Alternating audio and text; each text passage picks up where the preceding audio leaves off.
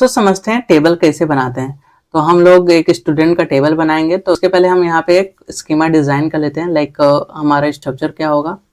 तो यहाँ पे हम स्टूडेंट का टेबल बनाएंगे और हमारा जो डेटाबेस होगा वो यूनिवर्सिटी डेटाबेस होगा। Okay, database. अब ये स्टूडेंट के टेबल में क्या क्या रहेगा, स्टूडेंट की आईडी रहेगी, स्टूडेंट का नेम रहेगा, स्टूडेंट का ईमेल होगा और स्टूडेंट का कॉन्टैक्ट नंबर होगा। ऑफकोर्स स्टूडेंट का पासवर्ड भी होगा और स्टूडेंट का एड्रेस, और उसके बाद स्टूडेंट का डेट ऑफ बर्थ, और ऑफकोर्स यार जेंडर होगा, राइट, और स्टेटस। स्टेटस मतलब एक्टिव है या नहीं एक्टिव है, मतलब कि अगर वो यूनिवर्सिटी अगर वो मुंबई यूनिवर्सिटी में एडमिशन ले रहा है तो उसका स्टेटस क्या है, वो एक्टिव है, कॉलेज आता है या नहीं आता है, उसका लेना है या नहीं लेना है, ऐसा कुछ समझ लो। ओके, सो ये सब हमारा एग्जैक्टली डिज़ाइन है। तो अब हम क्या करते हैं, माइस्क्ल वर्क बेंच पे जाते हैं और क्रिएट करते हैं टेबल। तो यहाँ पे हम लोग ने यूनिवर्सिटी का डेटाबेस क्रिएट किया था, राइट। अब इसको यूज़ करने के लिए हम क्या करेंगे, यूज़ यूनिवर्सिटी डीबी, और सिंपली यहाँ पे तो सिंपली एग्जीक्यूट पे क्लिक करेंगे। तो यहाँ पे एरर दिख रहा है, सो एक काम करेंगे, इसको सिलेक्ट करेंगे और फिर इसको एग्जीक्यूट करते हैं। ओके, सो अभी एग्जैक्टली हम लोग यूनिवर्सिटी डेटाबेस के अंदर हैं। अब हम सिंपली टेबल क्रिएट करने के लिए क्या करेंगे, क्रिएट टेबल और हमारे टेबल का नाम, और मैं अपने टेबल का नाम देता हूँ स्टूडेंट। और सिंपली क्या करेंगे, अब इसके अंदर हम लोग हमारे कॉलम्स का नाम लिखेंगे और उसका डेटा टाइप, मतलब कोई भी कॉलम, जितने भी हम कॉलम्स हमको अपने टेबल में स्टोर कराना है, यहाँ पे हम कॉलम्स लिखेंगे और उसका डेटा टाइप लिखेंगे। तो सिंपली पहला कॉलम क्या होगा, आईडी का होगा, मतलब स्टूडेंट का आईडी, और यहाँ पे मैं उसका डेटा टाइप इंट दे देता हूँ, और ऑटो इंक्रीमेंट। अब ऑटो इंक्रीमेंट क्या होता है वो भी समझेंगे, पहले चीज़ों को एग्जीक्यूट कर लेते हैं, और इसको हम लोग प्राइमरी की देंगे, प्राइमरी की, fine. So second column is student का नेम और उसका डेटा टाइप वैरकार हम 100 दे देंगे।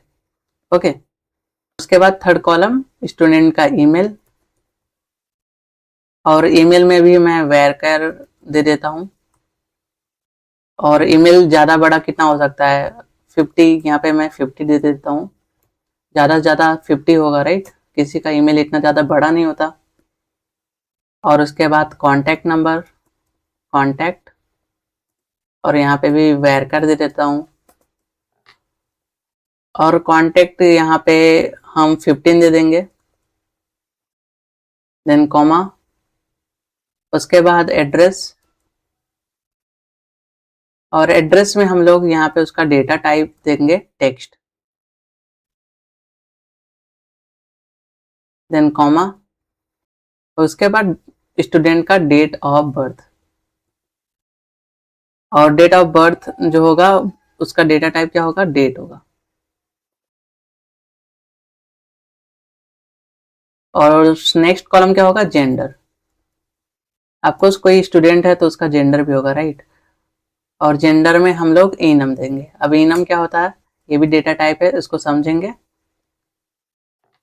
और इसमें हम लोग मेल दे देंगे और कॉमा देंगे, फीमेल एफ, देन अदर, और नेक्स्ट कॉलम इज स्टेटस, मतलब स्टूडेंट एक्टिव है या नहीं एक्टिव है।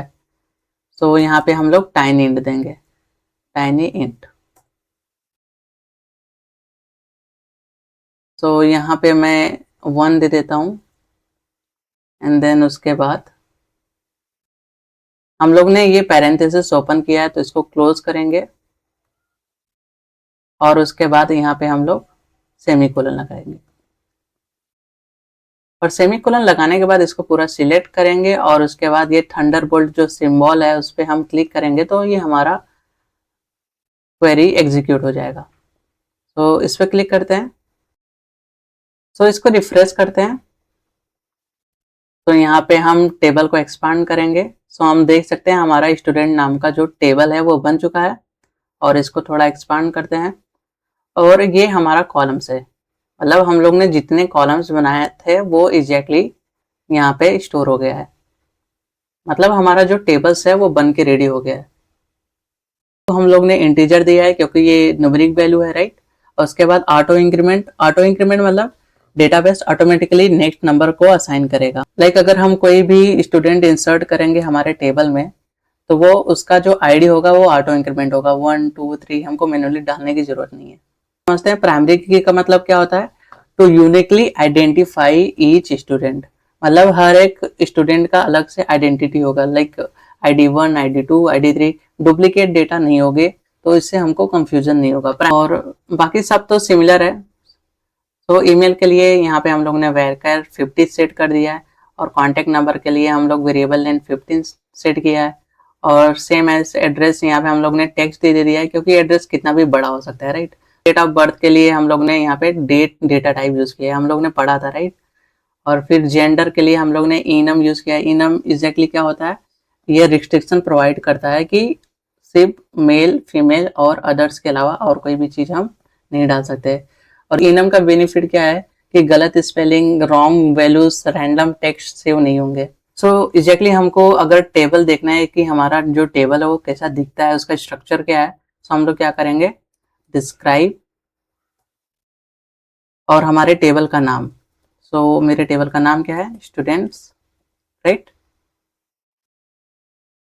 और हम इसको यहाँ पे सिलेक्ट करेंगे और ये थंडरबोल्ट पे क्लिक करेंगे, सो ये एग्जीक्यूट हो जाएगा। Okay, so here we can see this is our table, here we can see this is our tables and they are data types। जैसे कि ये हमारा फील्ड है, ये हमारा कॉलम है, ID, name, email, contact, address, date of birth, gender, status, जो हम लोग ने यहाँ पे एग्जैक्टली एग्जीक्यूट करवाया है, और उसका डेटा टाइप्स। यहाँ तक आप लोग को समझ में आ गया होगा कि एग्जैक्टली हम टेबल्स कैसे बनाते हैं। तो हम लोग नेक्स्ट वीडियो में देखेंगे कि अगर हमको वैल्यू इंसर्ट करना है हमारे टेबल के अंदर, सो कैसे करेंगे। सो मिलते हैं नेक्स्ट वीडियो में गाइस, बाय बाय।